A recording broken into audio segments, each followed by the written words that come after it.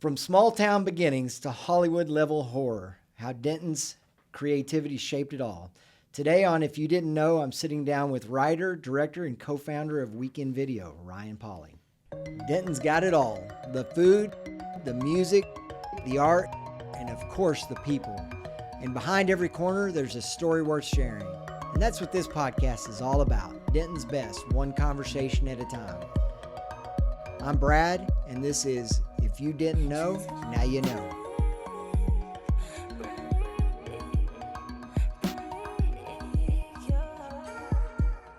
Welcome back to another episode of If You Didn't Know. Today, really excited to have a hidden gem, Denton's very own Steven Spielberg, if you will, Ryan Pauly. Welcome, Ryan, to the studio. I'll take it. Thank you. Thank you for having me today. Yeah. So excited to talk to you and learn kind of what you're up to. This podcast kind of, for me, is like I'm really starting to discover how many creative people there are in this town. It's like the network and the tentacles are growing. It's like, man, but your name has come up a couple of times. Okay, so, cool. Yeah. Love it. Really excited to learn more about you. So I know you grew up in Lake Dallas, but you kind of claim Denton is home, right? I mean, this is your place. Yeah. Lake Dallas, born and raised. Kind of did all 12 years of school there. But you aren't one of the Von Erich brothers, right? No, unfortunately. I guess maybe fortunately, not one of them. But it is funny actually seeing that movie, seeing The Iron Claw, and seeing. They clearly shot it, I think, in New Orleans, and seeing what was Lake Dallas, I'm like, wow, it looks so beautiful. Like beautiful marshes and these trees. Like that doesn't quite look like Lake Dallas. No, but I grew up there, and kind of right when I graduated high school, kind of moved to Denton proper as soon as I could with a bunch of my friends who went to North Texas. Okay. Kind of found our little creative community here. Yeah, very cool.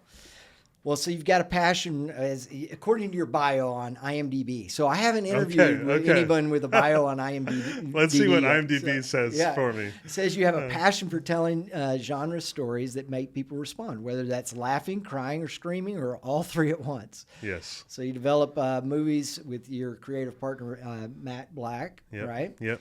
And you also have the Weekend Video business. It's kind of, you call it advertainment, right? Yeah. So all that's based right here in Denton. Yep. That's so awesome. Yes, sir. Well, so what were you like as a kid? Kind of, were you always telling stories and trying to make old, always sort of and creative as a kid. I mean, I grew up on sort of my dad would take me to out of school to see movies all the time. I very much fell in love at an early age. Sort of grew up on kung fu cinema, like Hong Kong action movies, Jackie Chan, Sammo, Sammo Hung, all those movies. So I sort of, first thing I wanted to do was be an action star. I wanted to be Jackie Chan. There you go. So I started making, little home movies with, you hear about, all the legends shooting on their, Super 8 cameras and making these little home films. We didn't even have a video camera. We had like a point and shoot digital camera that had a video mode it looked like a potato, but I would make movies with one of my best friends, Jonathan, who lived down the street. So everything from, when we made little zombie movies, we had like a very early web show, I don't even think YouTube was a thing at the time. It was like Google Video had just come out. We're like, oh, you could upload your own videos online. But very much did that. I mean, Star Wars, we all, I feel like at some point every filmmaker made sort of as a kid made a Star Wars fan film at some point. But yeah, definitely did a lot of that kind of stuff growing up. And I don't think my school ever had like a video. I'm sure they have a video program there now. Probably, yeah. But I graduated high school in 2010, and we didn't really have anything like that in high school. But I would, even for like our marching band, I sort of shot like a little documentary my senior year about our marching band, stuff like that. So tried to use my passions as much as I could. And graduated high school, and I didn't go to college. All my friends went to UNT. Yeah. I just started making videos. So you knew pretty much right out of high school, okay, this is what I want to do. Yeah. I'm gonna make. Actually, I lied. I went to one semester of community college at NCTC. Yeah. As many Denton folks do. Go Lions. Whatever they are, I think. But and sort of. School was never really my thing, and actually my dad sat me down and he said, because he had paid for that one semester of community college, he was like, he didn't go to college, and he's like the VP of sales at some, at a big train part company. Yeah. And he's like, you don't have to go to school. If you know what you want to do, Yeah. go like make a plan, try to figure out how you can make money doing that. Yeah. And so I started at the time. It was very popular to make these sort of cinematic wedding videos.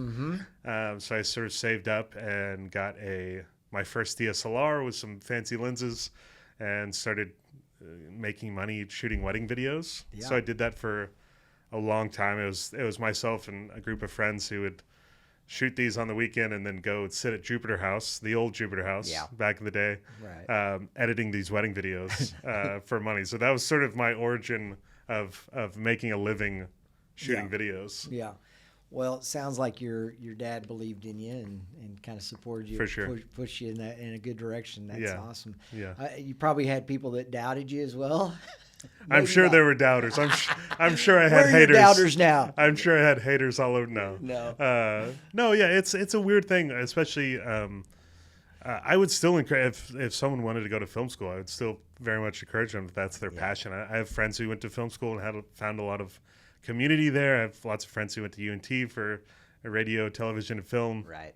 But I also have lots of friends who, like my Grant Wakefield, who co-owns Weekend Video with me, our production company. He went to UNT, and he had friends who went to film school at UNT, and they were learning to do things that he learned to do in high school. Yeah. And he's like, I forget what I think he got his degree in philosophy or something, and is doing film now as a job. But I think it just depends on what you're wanting from. And for me, I'm like, I know what I want to do. I sort of have the basic skills already. I just need to try to sort of jump in head first and see what happens. Yeah. So you spent several years doing the wedding videos thing. What was your first, I don't know, maybe it was one of those, but your first break or kind of like, okay, this is really, I can really do something with this. Yeah. So doing wedding videos, shout out to all the wedding photographers, wedding videographers out there still going. Some people really love it. I did not. Yeah. I did it for like 3 years and got really burnt out. I forget the number. I think it was something like at least 100 wedding videos that I did. Wow. But it started getting burnt out. My friend Daniel Ruth, who is now a very successful cinematographer, graduated from UNT with a music degree, really talented sort of composer. And he was like, wait, I graduated with a music degree. It's very hard to make money doing music. Yeah. And he saw me making money doing wedding videos. So he's like, can I start helping you? He sort of helped me, they called it a second shooter, sort of assisting me. Eventually, he started doing that himself as well. Gotcha. He got burnt out very quickly. Yeah. Both of us were like, we got to figure out a way out of wedding videos. And one of our friends happened to work at an advertising agency in Dallas. We sort of pitched him on doing a video for them. Made our first sort of, I guess you could call it a commercial with them. Like, that was really great. We actually got to be sort of creative in a different way than what we were doing with wedding videos. And then that sort of, we got more and more business from that one agency, and then we got more and more business from other businesses and agencies. And that was sort of the origin of, at the time we called it Maker Table, was our original name. We've now rebranded to Weekend Video. We added Grant Wakefield, our executive producer, who's incredibly talented. And so that from wedding videos, I went to commercials. Yeah. All the while, I just wanted to make movies, but didn't know how, didn't know sort of where. But that first commercial is really what got us into. What launched you into that kind of work. Yeah. Exactly. Yeah. Yeah. So Weekend, is it weekend.video? Is Weekend.video. Right? Yeah. Weekend Video. It's funny, man. You got some funny videos and just really creative. I mean, I remember seeing the one, I didn't realize it was you, but that Norman Roscoe commercial or whatever you call it. That was really creative. And then you've got a lot of good examples there on your website. So I encourage people to check that out. But started that kind of how when did you start? What year it's did been that? 10 years. I think 15? we started 2015 as Maker Table, and branded content. I mean, at the time social media videos weren't as popular. Now, I would say 90% of what we do is for social media, social content, whether it's YouTube pre-roll or the stuff you'd see sort of watching your streaming apps, in between all that. Every once in a while we'll do a TV ad as well. That's more traditional TV commercial, but weekend video, we call it advertainment. We very much have a niche and sort of fun, more comedic ads. Like you said, Norman Roscoe, they're one of our local clients that we love working with. Right. They always let us get really creative and have a lot of fun, but very much are passionate about entertaining people with their ads as much as possible. Yeah. Trying to make them not want to skip it on YouTube when they see it. Like, I'm watching this. I don't care that it's an ad. Yeah. Yeah, exactly. But yeah, I sort of creative direct and direct, most of our spots. Every once in a while we'll hire other directors as well, and then Grant will produce and Daniel will be our cinematographer, and we have a lot of amazing local crew here in Denton and Dallas, Fort Worth, and everywhere else that we'll hire sort of based on the project, whether it's a big, 50-person crew on a big Nintendo ad or something more local like Norman Roscoe, or it's, 3 to 5 of us, just having fun. So. Well, so doing a little more name dropping for me. Nintendo, you mentioned, like, who have you done ads for? Yeah. I one of our sort of first biggest, things was we did a world. Unfortunately, it was for the Houston Astros the year that they cheated in the World Series. As a Rangers fan, it's hard to say it, but we did like a World Series ad for Budweiser, who was at the time, I think they probably still are the official sort of beer sponsor of the MLB, but ended up doing an ad with an agency in Dallas called the Infinite Agency for Budweiser in the postseason, and then the Astros kept winning, and they're like, we want to continue this campaign, doing for the World Series. Went down to Houston, shot it. They ended up losing some games, went to Game 7. They're like, we need you to go to LA and sort of finish this thing out at Dodger Stadium. So I got to go to Game 6 and 7 of the World Series. That's so cool. Sort of without any Astros gear on to make sure I blended into Dodger Stadium with my Dodger dog. But that was definitely one of our first big commercials. I was like, okay, this is we're sort of in the big leagues now. We're going somewhere. Making some TV spots that aired right after they won the World Series. But we've been fortunate to have some bigger clients like that. And I mean, but honestly, we love working with local, like. Yeah. This is shout out to Denton companies that we don't get to work with as much. But anytime we get Norman Roscoe or people like I Teach here in town, we love working as much as we can directly with businesses, because we get a little bit more creative freedom when there's not like an agency who's also, sort of you're working off their creative. As much as we can, we want to be creative and sort of help those companies and be there with them. So even if you're kind of in commercial real estate and typically it's pretty boring kind of industry, you can make it fun. Oh yeah, absolutely. There's always a way to make something more entertaining and fun. Let's go. Well, anyone's listening that's kind of local is thinking, man, I'd love to come up with some more creative videos or ads or whatever. Sounds like you're their guy. Yeah, hit us up. Hit you up. Okay.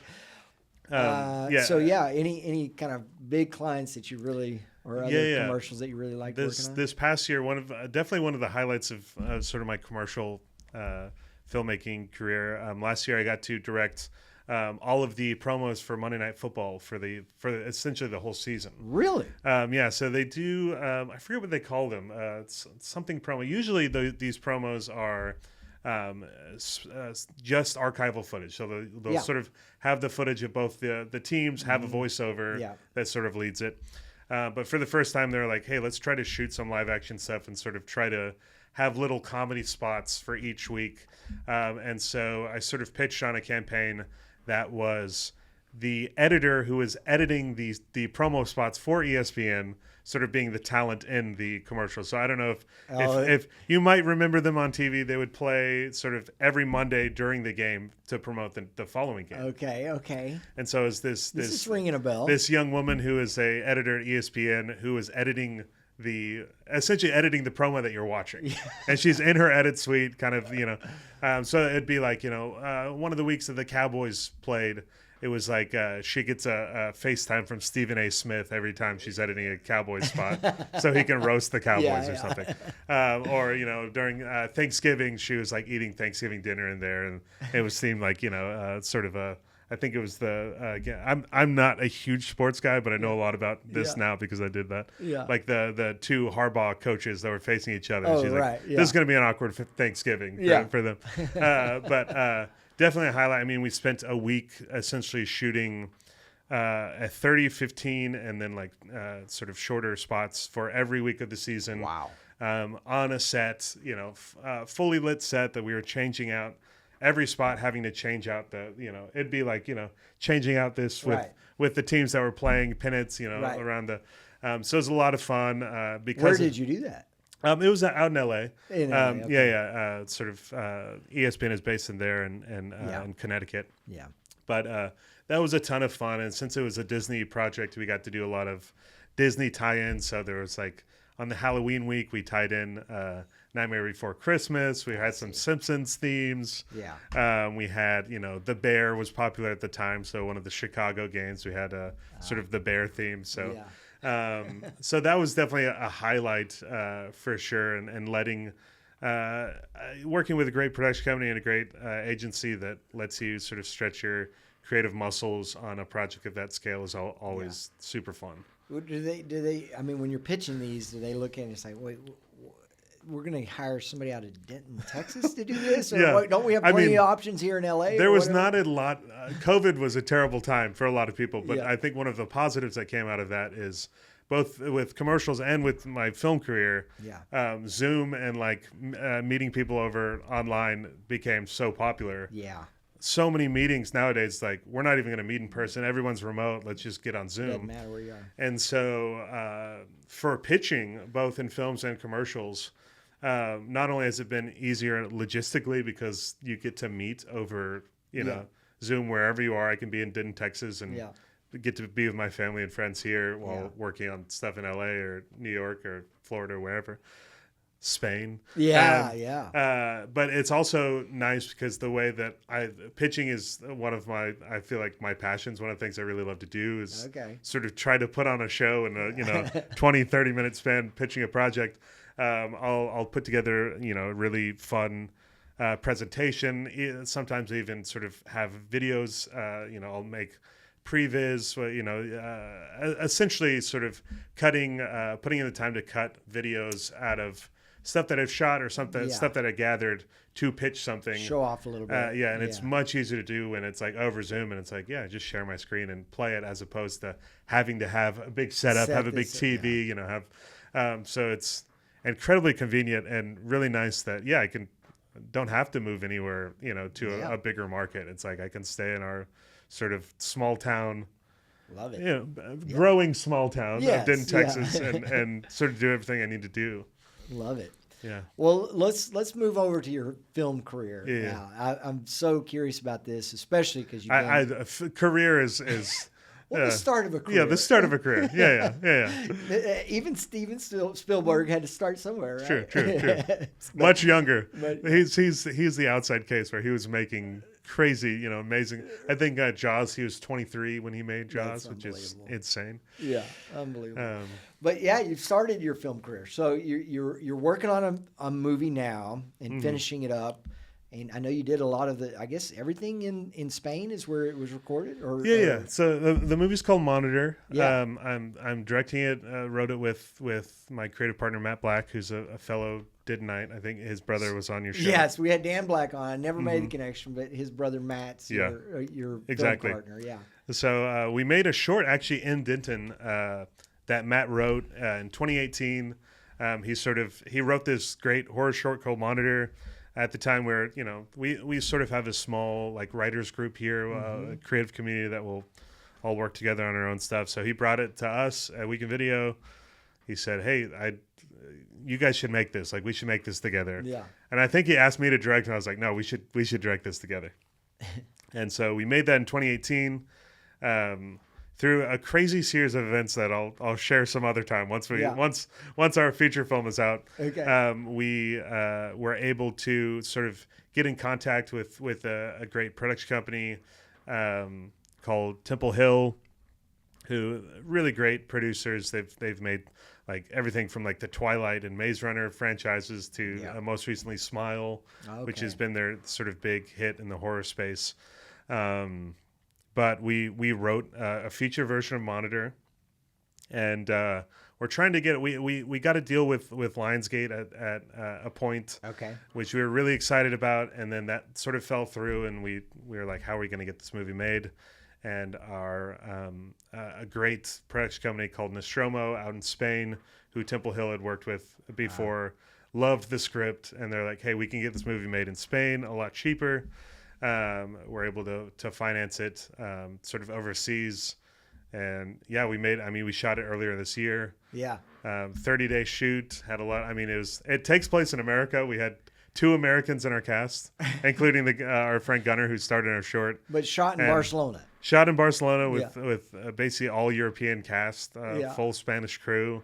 You would never tell. Their American accents are amazing. Yeah. But yeah, I mean, honestly, had a blast. A total dream come true to make my first feature. Hopefully, we get to make a lot more. But very cool. So, did you stick with a lot of the stereotypical and movie trope of just, hey, why are you going there? You need to be running out the door. Yeah. Hopefully, we outsmarted a lot of that. I mean, when you develop, I mean, we wrote the movie in 2022. It's been a while. I mean, maybe it was 2023. But you know, it's gone through so many different versions, and when you're developing something with a production company, a studio, tons of back and forth and notes, you try to make it as bulletproof as you can in terms of like, no, you know, characters that are just stupid in a horror movie, which you're used to. But we're really excited about it. I think our hope is that it's a smart horror movie that's also very entertaining, thought-provoking, has a message, but at the same time is just, you know, great entertainment of the movies. So, when will it be out? When you plan on? Yeah. I mean, we're in post right now, so the plan is it has distribution elsewhere, but in America we got to find a distributor. So hopefully we get into a big film festival and sell to a studio. And I mean, my dream is people are watching it at the Fine Arts Theater on the Square. Let's go. In October of 2026, I think that's my hope. I love it. But we'll see how it goes down. I think to me it's a perfect Halloween movie. Yeah. But we'll see how it goes down. But yeah, really really excited about it. Very very thrilled for Matt, and just having. So if I mean, this is pretty normal though. If you haven't signed on with something in advance of making it, you kind of put it out to the. It's still very much an independent film, and so we got to find a studio. Go to the festivals, and you're looking for a studio to pick it up there. Yeah. Unless a studio is sort of bankrolling you from the start, right? You've got to find a distributor. But yeah, it's a very normal thing to try to get into a bigger festival and sell it to a studio there or some sort of film market. But yeah, the hope is for us to keep living in Denton and get to make our movies and make some more movies. Yeah. Wow. Well, that's pretty cool, man. I haven't met. I don't know if I've ever met a producer director. So this is quite an honor for me. Hey, we're just like you. We're just just more creative and talented. No. Oh man, well that's so cool. So have you had an opportunity to meet some celebrities or other kind of big names in the? Yeah, I don't know. I mean, working with ESPN, have been able to meet some like athletes and a lot of the ESPN personalities as well, which is always fun. And for the most part, they're all normal people, and working with some great actors on our film Monitor that you get a little starstruck, and then you meet them and you're like, oh, they're just. Everyone's just normal people that are just they're trying to make cool art and trying to make money doing their job. Yeah. But yeah, honestly, the most down to earth person I met is Kirk Cousins, the quarterback. Really? Yeah. Who we did a little Great Clips thing for him that I think is coming out. It's like for the college football playoffs, so whenever that is. Here in December. Yeah, so that'll be coming out, but. Myself and Daniel, who I talked about, is a cinematographer who we started our business with. We shot this in Florida, and I think he flew in from taking his family to Disney World, and the NFL season was starting in a week. Yeah. He just came in, he was like eating lunch with us, like at catering, and just, you know, you're He seems real down yeah, there. you're used to these sort of, you know, celebrities, like you totally understand that, like, they'll take their lunch and eat it by themselves in their trailer or whatever, and like you totally should do that if you want to, because you are very famous. But he's like sitting with us, just like hanging out, being, you know, very normal guy. I think that's part of why they casted him for a Great Clips ad, because he's like, he gets his haircut at Great Clips. He probably does. Yeah. Very down to earth, no, it's fun to be able to do that for sure for a job. Yeah. Until you're like, oh no, it literally is just a job for everyone. Right. Yeah. Well, so you know, through both these ventures, both your advertainment and your filmmaking, I mean, it takes a lot of. I love that we've coined it. You're saying it. I don't know. Yes. That's what I read. Yes, I read it on your website, so I'm going with it. Yes. But I mean, you're dialing into that creativity and that storytelling for sure. But I think it's really interesting. It sounds like you collaborate with a lot of people. Obviously, you've got partners in each of these ventures, but even outside of that, you've got this network. Oh, yeah, it's all about collaboration. Yeah. I think I'm very much. Cool. I call filmmaking like a team sport. You know, it's like I'm not a big fan of like directors and sort of the people in the industry who are they call them like auteurs, who are like, you know, this is, you know, it's, you look at a movie and like, oh, that's a so and so movie, and like they did, you know, where I'm like, no, it's like the cinematographer is sort of shaping what it looks like, the production designer who's like designing the space, everyone from all the creative people to the people who are just moving stands, and like the production assistants who are setting up the crafty table, making sure everybody's fed. Like, it very much is a team sport, and you need I mean, you can make stuff with smaller crews, and, you know, I think it's, especially in like the commercial world, it's like, you know, you want to be able to adapt, and if you're working with a smaller company who has a smaller budget, it's like, yeah, we're still going to do stuff on a smaller scale, but it very much is I think it's very fun to be able to own a production company and be able to hire local crew, you know, here in DFW, and be very proud of where we are, and that we have great creative and people and technicians that can make great work just as much as, you know, the film crews in LA or New York or wherever.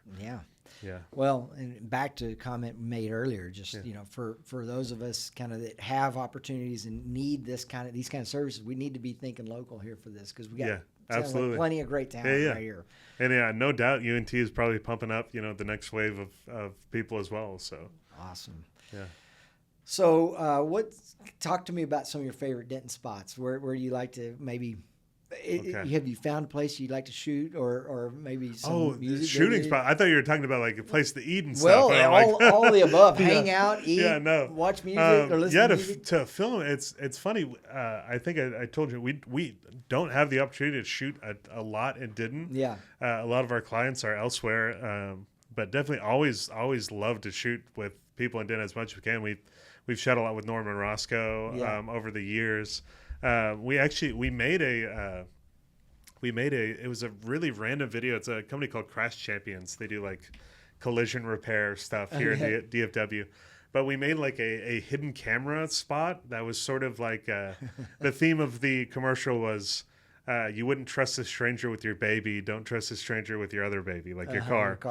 And it was this woman walking around the stroller with a fake baby in it and leaving it with strangers and like walking away.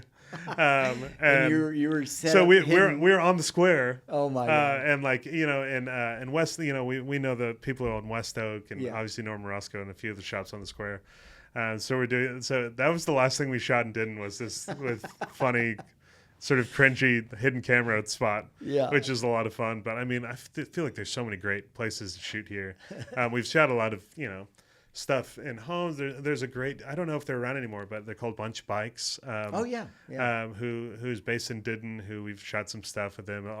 So many great neighborhoods that just look like, you know, classic, you know, I feel like could be anywhere spots, like the neighbor, I don't know if it has a name, but over by UNT and Calhoun. And, you know, I feel like we've used a lot of houses over there that just look like this is a great suburban sort of can be anywhere neighborhood. Right. But so many, you've got like Free Play on the square, I've always wanted to shoot something in Free Play arcade. Okay. I feel like it's just like so many good vibes in there. There we go. Shoot like a Stranger Things-esque, you know.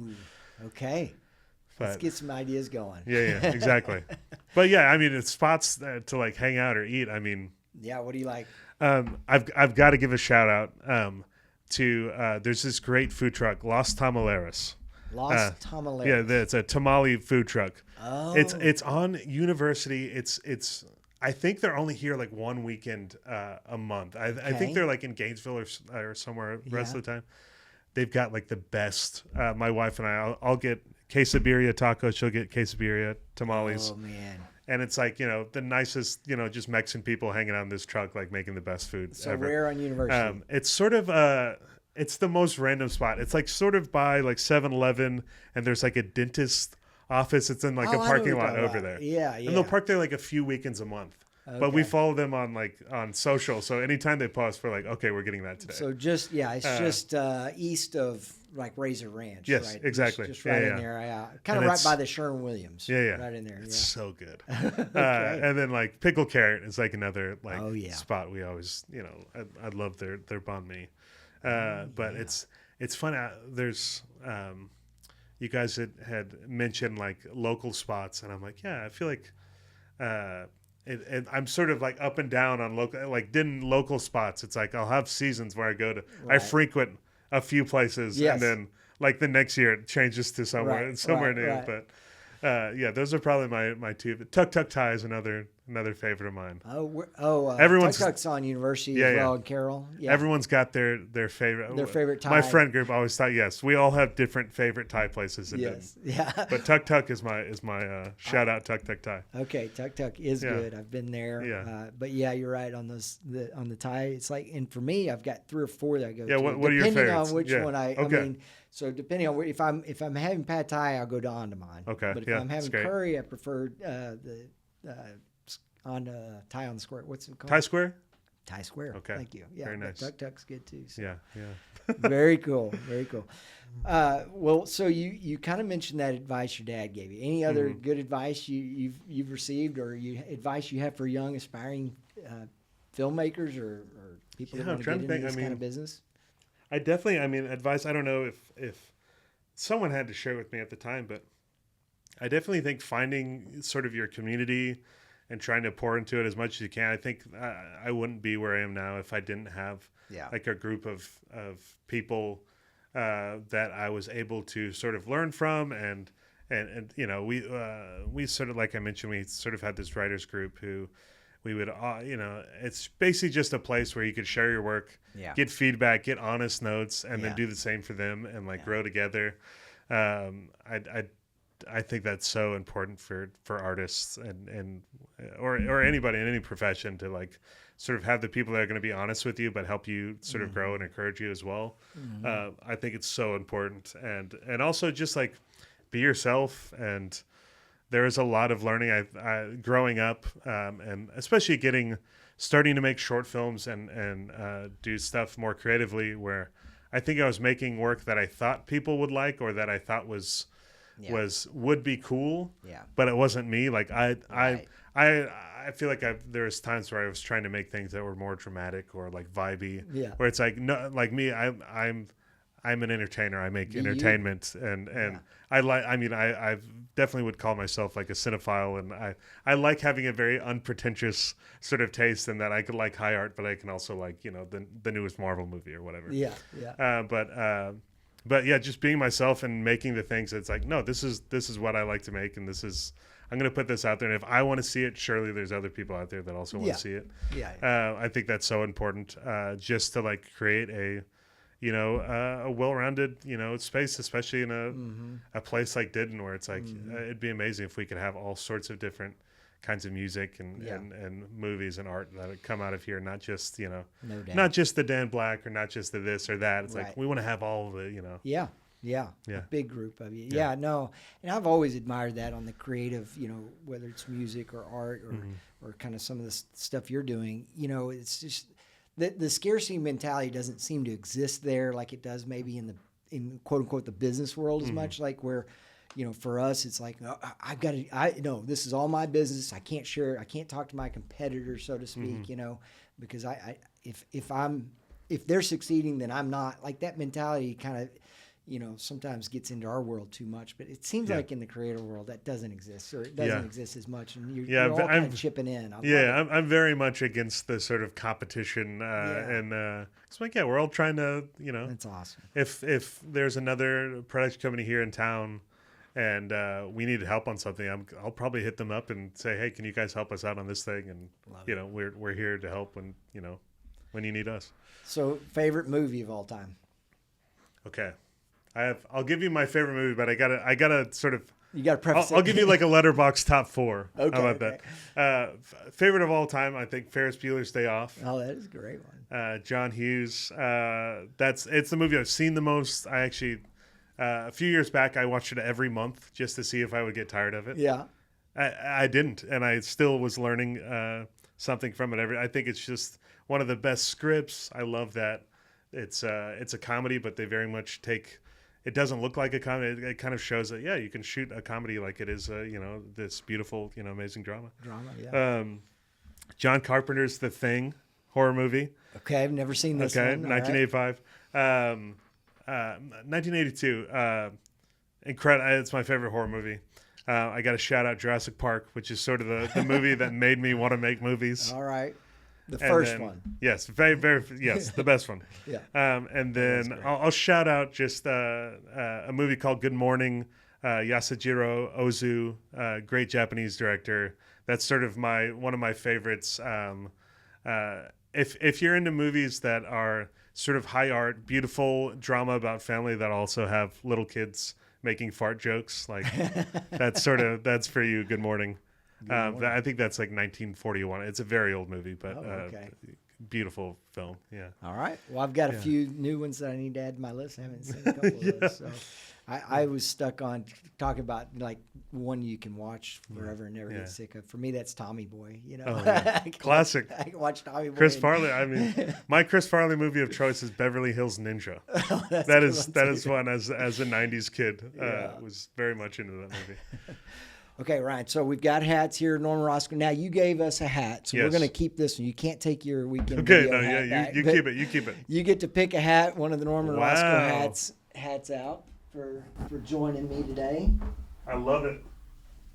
Might take this little Dan Black design here. There you go. Little blue. That's a combo package right there. I love it.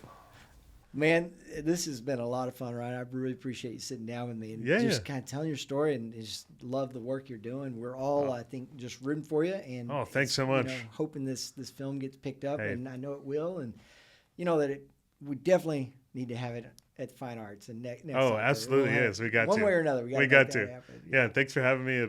This podcast is a lot of fun. Absolutely. So again, weekend.video is the website. Where else can people follow you and check out some of your work? Yeah, ryan-polly.com. Okay. That's, the no dash version was taken, so you can check that, or just find us on social media, media. Feel free to reach out, say what's up. Yeah. Very good, man. Thanks for joining us. Keep up the good work and making just Denton all it is. Just people like you and just love getting to know you and supporting you. And again, if you need some video work, call hit us up. There you go. Thanks so much. You bet. Well, if you didn't know Ryan Polly, now you do. Join us next time. Thumbs up.